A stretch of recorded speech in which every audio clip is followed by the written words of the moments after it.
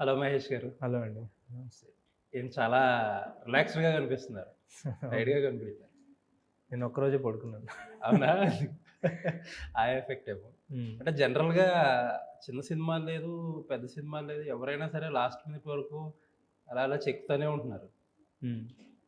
Too many by departments అండి. Industry standards మీరు కొంచెం ఎర్లీగా చేసినట్టు. 2 రోజులు ఇంకా టైం ఉంది కాబట్టి. యాహ్! అంటే టూ మెనీ డిపార్ట్‌మెంట్స్ కదండీ. అన్నీ కోఆర్డినేట్ చేసి అందరూ ఒకే ఆహ్, అవుట్‌పుట్ మీద పని చేయాలంటే టైం కానీ టేక్. ఫాన్స్‌కి గాని, జనాలకి గాని అర్థం కానిదేంటంటే ఒక్కొక్క సినిమా మల్టిపుల్ టైమ్స్ పోస్ట్‌పోన్ అవుతది. పోస్ట్‌పోన్ అయిన సినిమాలు కూడా లాస్ట్ మినిట్ వరకు చేస్తూనే ఉంటారు వాళ్ళది. అలా అని చెప్పి వాళ్ళేమో కొంచెం ఎర్లీగా ఫినిష్ చేసుకొని ఉంటారు. అవునవును. అంటే ఆల్‌వేస్ ప్రతి సినిమాలో గూడా అందరూ యూనిట్ అంతా they will try to give their best. That's the best part of film అన్నమాట. హ్మ్. హ్మ్. అంటే హీరో గారు కూడా యూఎస్ ప్రమోషన్స్‌కి వెళ్ళిపోయారు. హ్మ్. ఏమైనా మిస్ అవుతున్నారా ఇప్పుడు? మమ్మల్నా? ఆయన ఈ సినిమాని ముందుకు తీసుకెళ్ళే పనిలో ఉన్నారు. I'm very very happy. హ్మ్. సో, చెప్పండి సార్ ఎక్కడ అసలు 'ఆంధ్ర కింగ్ తాలూక్' అనే ఈ స్క్రిప్ట్ ఎక్కడ పుట్టింది? చానాల క్రితం అండి. అంటే almost 10 years back I had this idea in my mind. ఆహ్, ఒ అంటే ఒక థియేటర్‌లో కూర్చున్నప్పుడు నేను స్క్రీన్ మీద చూస్తున్నాను. అప్పుడే ఆ పర్టిక్యులర్ స్టార్ ఇంటర్వ్యూ నేను చూసొచ్చాను. అక్కడ ఒకలా మాట్లాడారు. స్క్రీన్ మీద ఒకలా మాట్లాడుతున్నారు. ఇక్కడ ఆడియన్ ఒకలా రియాక్ట్ అవుతున్నాడు. నాకెందుకో ఫిక్షనల్‌గా అనిపించింది బేసిక్‌గా. Too many things happening with this relationship అనిపించింది. And also so much of innocence, so much of pure love, and society దాన్ని చూసే విధానం కూడా మారుతూ ఉంటుంది యాజ్ ద టైం పాసెస్. అంటే టైం అంటే చిన్నప్పుడు దాన్ని ఇన్నోసెన్స్గా అనిపిస్తుంది, పెద్దయ్యాక రేజ్ ఉంటుంది, ఫ్యాన్షిప్లో ఒక రేజ్ ఉంటుంది. అంటే మావాడు అని హ్మ్. ఎంత దూరమైనా వెళ్తూ ఉంటారు. ఆఫ్టర్ ఒక పాయింట్ తర్వాత అది మెమరీ కింద అయిపోతుంది. అవును. ఒక చల్లబడిపోతారు. ఆ? చల్లబడిపోతారు. చల్లబడ్డాక ఒక 40 ఏళ్ళ తర్వాత ఒక మెమరీ కింద ఉంటుంది. బట్ హ్యావింగ్ సెడ్ దట్, మనం మళ్ళీ వెనక్కెళ్ళి చూస్తే అది ఒక beautiful memory throughout our life. చిన్నప్పటి నుంచి ఇప్పుడు వరకు ఒక ఒక మెమరీలా ఉంటుందన్నమాట. And cinema has such an impact in our lives, where story telling is so important part of our life అనమాట. మనం అనుకుంటాం అది ప్యూర్ బిజినెస్, కమర్షియల్ బిజినెస్ అని. దో బిజినెస్ ఆస్పెక్ట్ దానికి ఉన్నా కూడా స్టోరీ టెల్లింగ్ వాజ్ చాలా ఇంపాక్ట్ ఉంటుంది లైఫ్స్లో. మనం ఆ పర్టికులర్ ఇయర్, ఆ పర్టికులర్ సినిమా మన మీద ఏం ఇంపాక్ట్ చూపిస్తుంది, ఆ పర్టికులర్ హీరో మాట్లాడిన మాట కానీ మన మీద ఏం ఇంపాక్ట్ చూపిస్తుంది అనేది. సో ఇవన్నీ కలగలిపి, ఈ ఆలోచనలు, ఈ ఎమోషన్స్ అన్నీ కలగలిపి సినిమా చేయాలని అనిపించింది.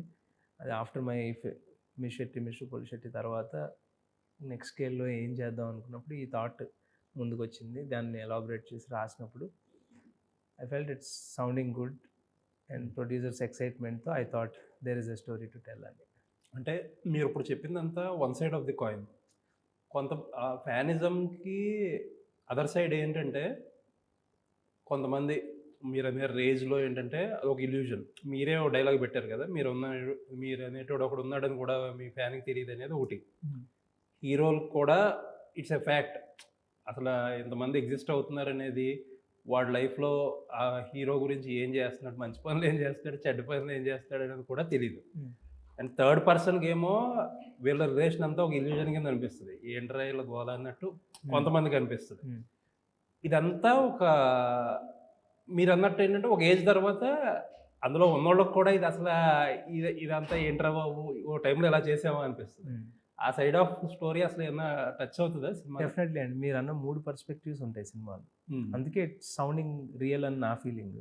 అంటే ఒక ఆడియన్ నాకు టీజర్ గాని, ట్రైలర్ గాని రియాక్షన్ వచ్చినప్పుడు ఒక ఏదో ప్యూర్ ఫ్యాన్ అనగానే ఒక అడ్మిరేషన్ మాత్రమే ఉండే వన్ పాయింట్ ఆఫ్ వ్యూలో ఉంటదనేది అలా కాదు. అందుకే teaser I ended up saying that you know మీరున్నారని కూడా మీ స్టార్‌కి తెలీదు. ఏం బతుకులురా అనే ఒక డైలాగ్ కానీ ఏదైతే. భలే డైలాగ్ అది. అసలు నాకు హ్మ్. అసలు మొత్తం ఇప్పటిదాకా మీ ప్రమోషనల్ మెటీరియల్‌లో మోస్ట్ స్ట్రైకింగ్ అంటే ఆ డైలాగే. I don't see it as, అంటే నేను సినిమాని ప్రమోషనల్ మెటీరియల్ కన్నా అండి, హౌ ఐ సీ ఈజ్ అంటే ఒక ఎక్స్‌పెక్టేషన్ సెట్ చేస్తా. అంటే సెట్ చేద్దామని అనుకుంటాం టుగెదర్ ఐయామ్ టెల్లింగ్. అంటే ఈ మీరు ఏం ఎక్స్పెక్ట్ చేసి ఈ సినిమా చూడొచ్చు అనేది చెప్పడమే మా యొక్క కంటెంట్ యొక్క గోల్. సో అందుకని ఆల్వేస్ టీజర్ ఒక డైలాగ్తో ఎండ్ అయితే ట్రైలర్లో దానికి సమాధానం కౌంటర్ ఉంటుంది. సో ఇట్స్ ప్రమోషన్లో కూడా we try to keep as honest as to the story so that you expect one thing from this. So first glimpse release చేసినప్పుడు కూడా title glimpse people have to get to know that Ram sir is playing a fan role, is not a star in this film. So అది believability తీసుకురావాలనేది first goal. ఆ తర్వాత reality ఉంటుంది ఈ సినిమాలో. ఏదో ఫ్యాన్ అంటే వన్ సైడ్ ఆఫ్ ఇట్ ఉండదు, we're touching the real side of it అనేది టీజర్ యొక్క గోల్. ట్రైలర్ వచ్చి టోటాలిటీ ఆఫ్ ది స్టోరీలో మీరు ఏమి ఎక్స్పీరియన్స్ చేస్తారు, ఒక డిఫరెంట్ టేక్ ఉంటుంది ఈ స్టోరీకి, స్క్రీన్ ప్లేకి. ఏంటంటే యూజువల్లీ ఒక ఫ్యాన్ స్టార్ని కలిసే సినిమా కాదు ఇది. అంటే అది రియల్ సినారియోలో ఎక్కువ శాతం మన చుట్టుపక్కల చూసేది ఒక మన అభిమాని తన స్టార్ని కలవడానికి కష్టపడడం ఏదో ఉంటుంది. కానీ our take of the film is ఒక స్టార్ ఒక అభిమాని కలవడానికి ప్రయత్నిస్తున్నాడు, ఎందుకు కలవాలనుకుంటున్నాడు అనేది. అంటే మీరు చెప్పిందంతా బాగానే ఉంది, బట్ టువర్డ్స్ ది ఎండింగ్ అంటే మీరు ఇందాక అన్నట్టు ఏంటంటే ఫ్యానిజం అనే కాన్సెప్ట్ మీద టూ ఎగ్జాక్ట్లీ ఆపోజిట్ పర్స్పెక్టివ్స్ ఉంటాయి. ఆ రిలేషన్షిప్ని లేకపోతే అడ్మిరేషన్ని రొమాంటిసైజ్ చేసే వాళ్ళు కొంతమంది ఉంటారు, కొంతమంది తిట్టుకునే వాళ్ళు లేకపోతే నిజంగా అలా చేసి లైఫ్ని స్పాయిల్ చేసుకున్న కొంతమంది కూడా ఉన్నారు. ఆ ఎండింగ్ ఎలా ఉండబోతుంది? అది చూడాలండి, డెఫినెట్గా మీరు చూడాలి. ఎందుకంటే ఈ అన్నిటిని నేనేం వదిలేయలేదు. అంటే ఈ రొమాంటిసైజ్ చేయడం ఏదైతే ఉందో దిస్ ఇస్ పాపులర్ థియరీ. ఇప్పుడు మీకు వచ్చే ఆడియన్స్ గ్రూప్కి వాళ్ళకి అదే సెల్ చేయడం ఈజీ కదా. అవును. సో అందుకే అక్కడితో వదిలేయట్లే. అది ఎప్పుడైతే ఫ్యాన్ అన్నామో రొమాంటిసిజం ఉంటుంది అనేది we know it is taken for granted, that is already there. So from there the story starts. It's not about him worshipping the person. Actually the story takes off after him being the fan. So అక్కడి నుంచి వాడికి అదే మనం చూడబోతున్నాం. So అందుకని it is just premise that you know వాడి వరల్డ్లో అతను ఎంత ఇంపార్టెంట్ అనేదే ప్రిమైజ్. అక్కడి నుంచే మనకు కథ ఉంది. Actually the real side of a fan అనేది ఉంటుంది. Okay. So we don't stop at that beginning point what you're saying. Actually much more deeper layers to the film which I thought it is not right way to reveal. ఇప్పుడు మొత్తం ట్రైలర్లో చెప్పేయటం correct కాదనిపించి so many things that a person can experience the film మన సినిమాలో. Okay.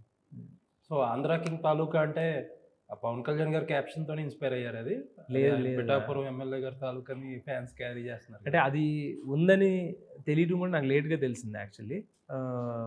But actually ఈ cinema title Andhra king అని పెట్టుకున్నా. అదే రిజిస్టర్ చేయించాము. ఆ తర్వాత నేను ఏదో డైలాగ్స్ రాస్తున్నాను ఒక పర్టికులర్ సీన్కి. సో దాంట్లో బాబు ఎవరి తాలూకా అని అడుగుతాడు, ఇతను టక్కుమని ఆంధ్ర కింగ్ తాలూకా అని అంటాడు. ఆ కౌంటర్ రాసిన తర్వాత అరే ఇది ఇంకా ఇంట్రెస్టింగ్గా ఉంది కదా, మన సినిమాకి ఏదో కనెక్షన్ ఉంది ఒక లేయర్లో. So I thought this will be more relatability ఉంటుందని అనుకున్నా. ఇమీడియట్గా మా ఏడీస్ చెప్పగానే 3-4 చెప్పారు ఇలా పాపులర్గా ఇప్పుడు జరుగుతుందండి పిఠాపురం ఎమ్మెల్యే గారి తాలూకా అని. అంటే అప్పుడు నేను చిన్న డిస్కషన్ వచ్చింది. But I thought okay we are trying to be honest to the story but not to buy attention from the people just because it is popular. But ఇప్పుడు ఫ్యాన్స్ గురించి ఒక సినిమా తీస్తా ఒక రకంగా అది కూడా కనెక్టింగే కదా, మంచి విషయమే అంటున్నా. Even then it's a good thing అంటున్నా. Even it's not a negative thing that we have to see maybe. So Pawan Kalyan garu అభిమానులు ఎక్కువ శాతం మంది ఉంటారు కాబట్టి ఇట్స్ ఆల్వేస్ వెల్కమింగ్. మనం టైటిల్ పెట్టేది ఎప్పుడు స్ట్రైకింగ్గా ఉండాలనే ట్రై చేస్తాం కదా. So when it is hitting the right card you shouldn't be hesitating about it. So growing up అసలు ఏంటి, what is your best theatre memory? అంటే ఇప్పుడు ఆబ్వియస్లీ ఏంటంటే నేను అబ్జర్వ్ చేస్తే ఇప్పుడు అంతా బుక్ మై షోలు, డిస్ట్రిక్ట్ యాప్లు, ఈ ఏజ్లో just try to go back కదా కొద్దిగా. ఫ్యాన్స్, థియేటర్లో టికెట్లు, అవి సెలబ్రేషన్స్ ఇప్పుడు ఎంత రిలేటివ్గా తగ్గినాయి ఇది వరకటి మీద. సో ఆ రోజుల్లో మీ మెమరీ ఏంటి? చెప్పాలంటే నాకు 2 ఉన్నాయి. జగదాంబ, మాది వైజాగ్. సో జగదాంబ థియేటర్ అనేది very popular theatre. I think ఇందిరాకో ఠాగూర్కో 2 సినిమాల్లో ఒక సినిమాకి నేను చిన్నప్పుడే వెళ్ళి చూస్తే ఆ జనానికి ఆ క్యూలో ఉన్న వాల్ ఉంటుంది. జగదాంబయే పెద్ద థియేటరు, వాల్ ఇరిగిపోయిందండి. నా ముందే. అది ఒక స్కేరీ అనుకోండి. ఆ తర్వాత బయటికి వెళ్ళిన తర్వాత దాని గురించి ఫ్యాన్స్ మాట్లాడుతూ చూడండి, రే మా ఓడి సినిమాకి వాలే ఇరిగిపోయిందిరా అంటుంటే అదొక కిక్ ఇచ్చింది. ఆ తర్వాత ఐ థింక్ మున్నాబాయిక్ అండి. అదే సారీ మున్నాబాయి కాదు, శంకర్ దాదా ఎంబీబీఎస్. దానికి ఫస్ట్ టైం నేను బ్లాక్ టికెట్ కొన్నాను అనమాట. అప్పటి వరకు ఎవరో ఒకరి ద్వారా ఎంత కొన్నారా? అదే నేను కాలేజ్లోనో ఏదో ఉన్నాను, ఒక 500 రూపీస్ కొన్నాను. అయినా కూడా మంచి హ్యాపీ. ఎక్కువ డబ్బులు పెట్టారు కాబట్టి గుర్తుందా బాగా?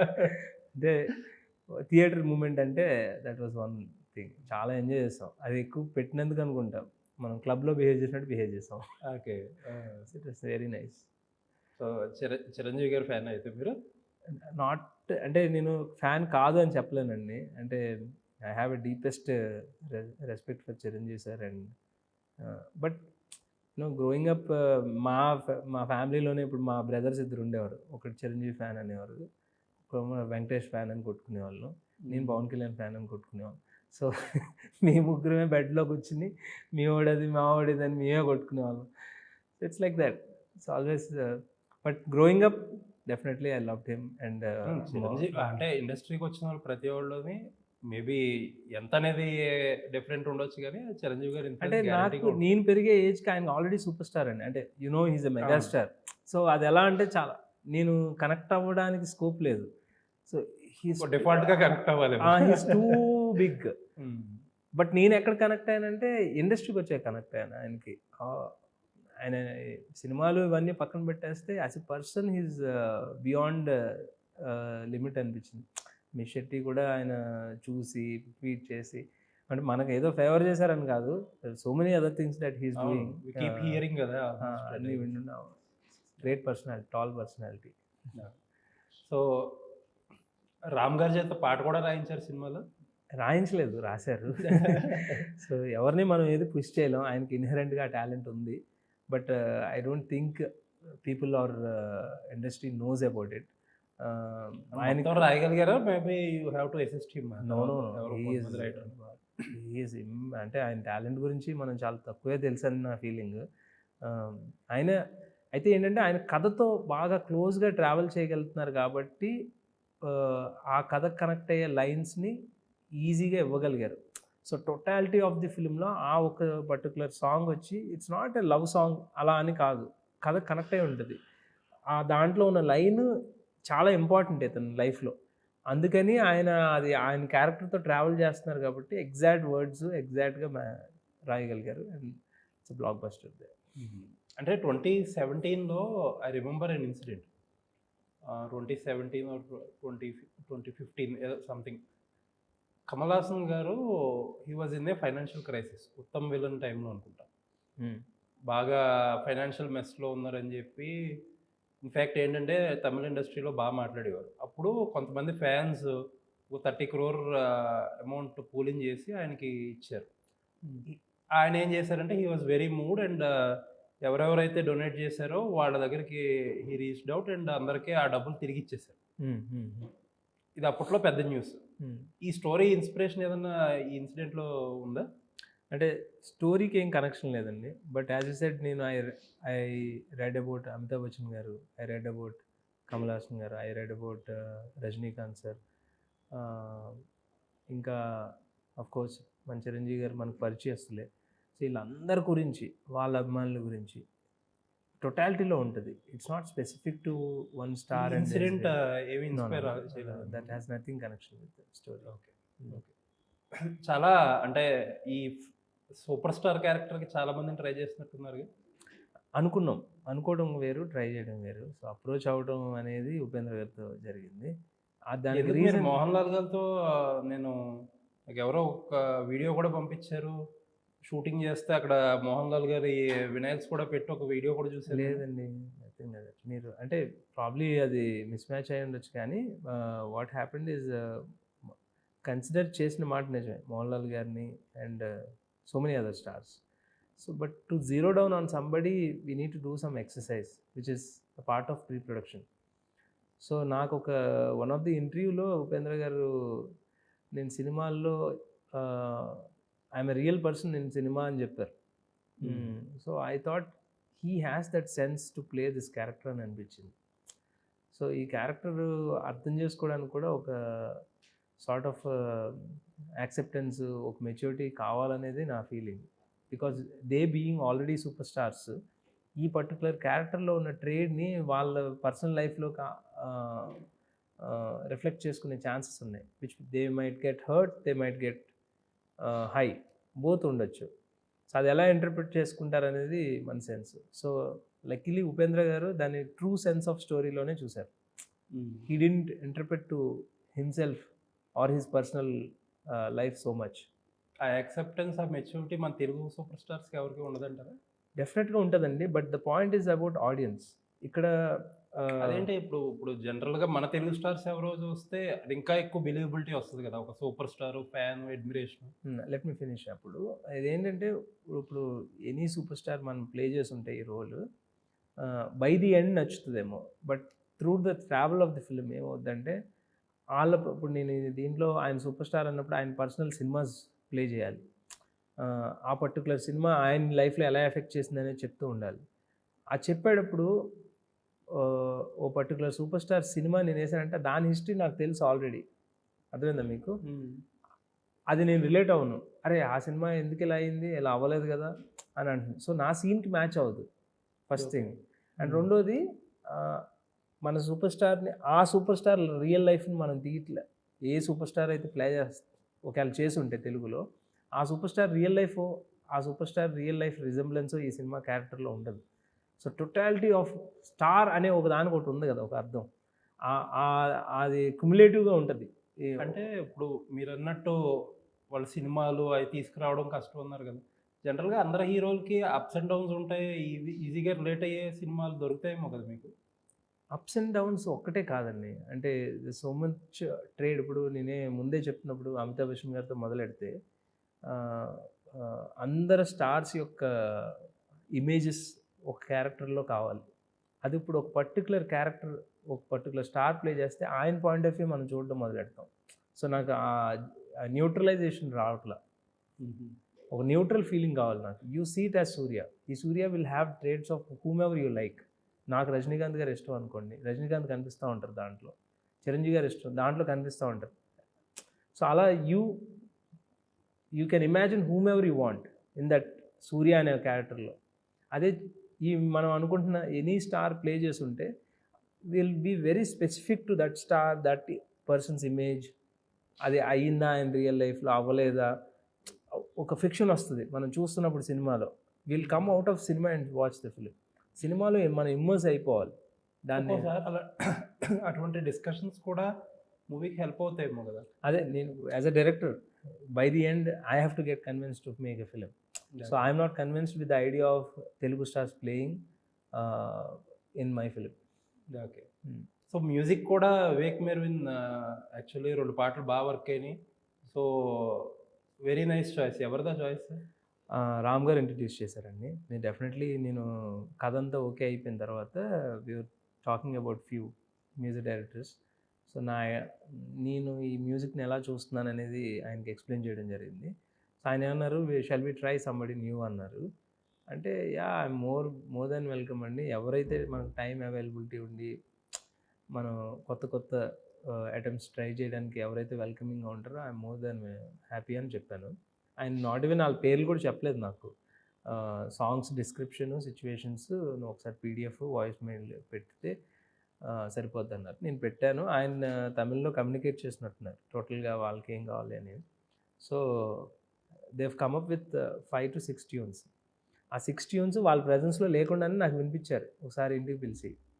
వినిపిస్తే దాంట్లో నాకు 6 ట్యూన్స్లో 3 ట్యూన్స్ నచ్చినాయి. చాలా క్లోజ్ టు అవర్ ఫిల్మ్ ఉన్నాయండి అని అన్నా.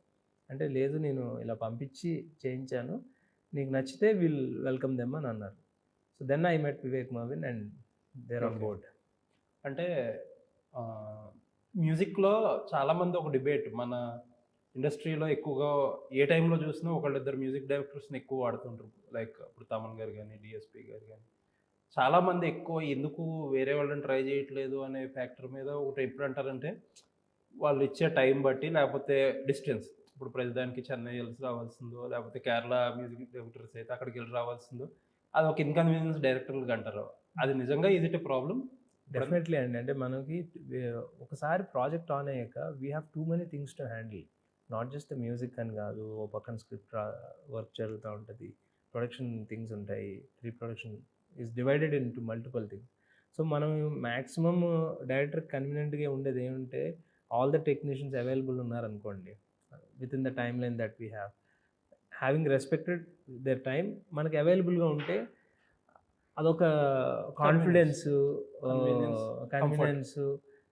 లేదు ఇలా చేద్దాం, ఇప్పుడు కాదు ఇది బాగుంది కానీ దీనికి ఆల్టర్నేటివ్ ట్రై చేసి చూద్దాం, ఇలా ఇంకెలా ఉంటుందో అనే ఒక స్కోప్ ఉంటుంది చూడండి. ఆ పాయింట్ ఆఫ్ డిస్కషన్ బిజీగా ఉన్న మ్యూజిక్ డైరెక్టర్తో మనం చేయలేం. ఇది బాగుంది అంటున్నావుగా ఇంకేంటి అనేది క్వశ్చన్ వస్తుంది.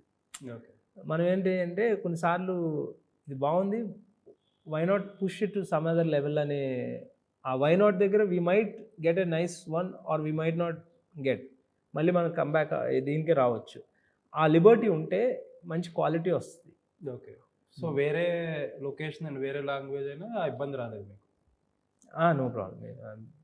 Very much comfortable with English. And రెండోది వాళ్ళిద్దరిలో వివేక్కి తెలుగు వచ్చు, అంటే కొంచెం వరకు వచ్చు, మర్విన్కి రాకపోయినా. మ్యూజిక్కి లాంగ్వేజ్ లేదంటారు కదా ఎక్కువ, అసలు లాంగ్వేజ్ ఉండాలా కమ్యూనికేషన్? సినిమాకే అవసరం లేదు అలా అనుకుంటే. ఎందుకంటే మనం సబ్‌టైటిల్స్ ఉంటే చాలు.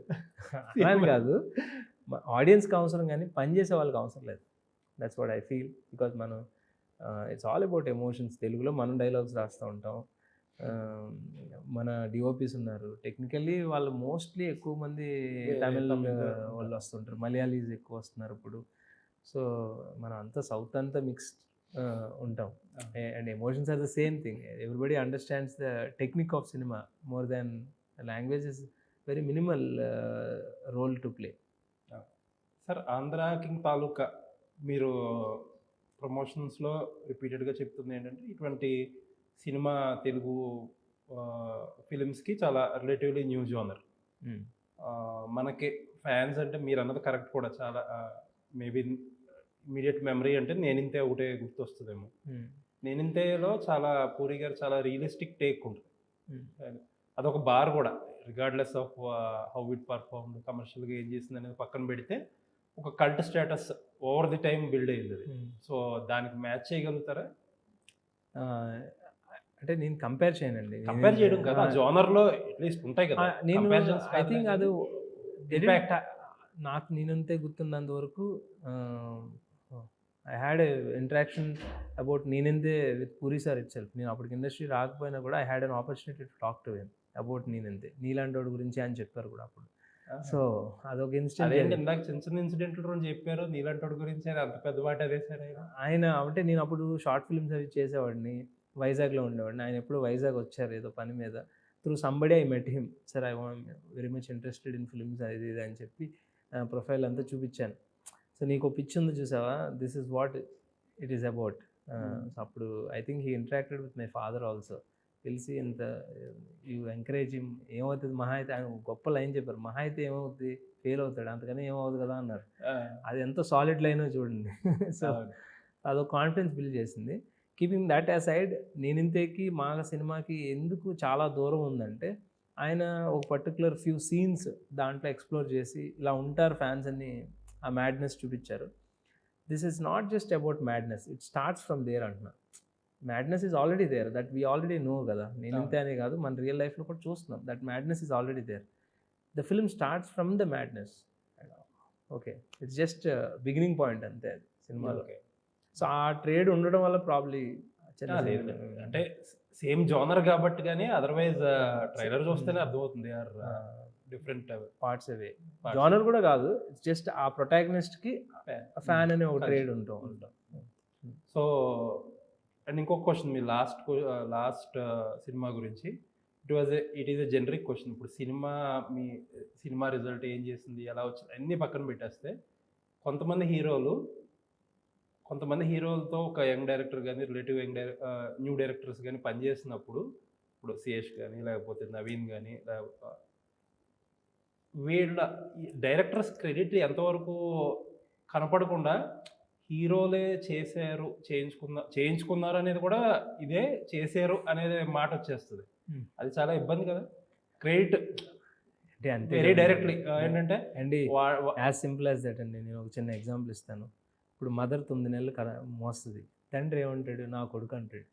సో అది కష్టమైన విషయం. తల్లికి మోసింది ఆమె, కన్నదామ, నొప్పులు పొందింది ఆమె.